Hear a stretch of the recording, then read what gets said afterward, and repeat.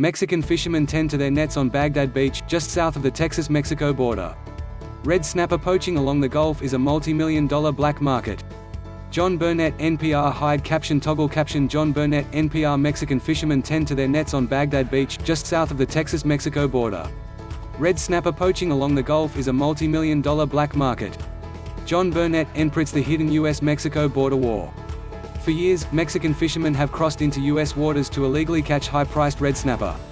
It has become a multi-million-dollar black market. The Mexican cartel is involved, Texas fishermen are outraged, and the federal government can't seem to stop it. The U.S. Coast Guard on South Padre Island has a one-of-a-kind mission among the 197 stations along the nation's seacoasts.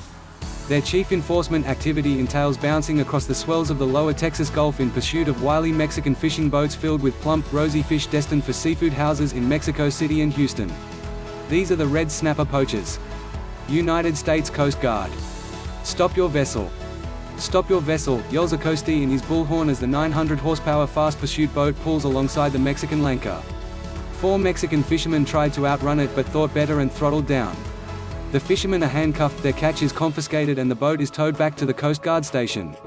Scenes like this, captured on Coast Guard video, have become more and more common.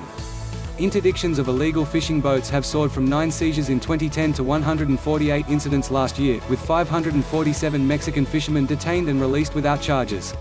Coast Guard commanders, commercial fishermen, marine biologists, and federal officials told NPR that the large-scale, illegal harvesting of red snapper is doing great harm to the Gulf. They'll come into U.S. waters, they'll fish, they'll grab as much snapper as they can, and they'll go head back south before we can detect them. The average catch they'll have on board is 1,000 to 3,000 pounds of snapper, says Lieutenant Commander Dan Ippolito, commanding officer of Coast Guard South Padre Station.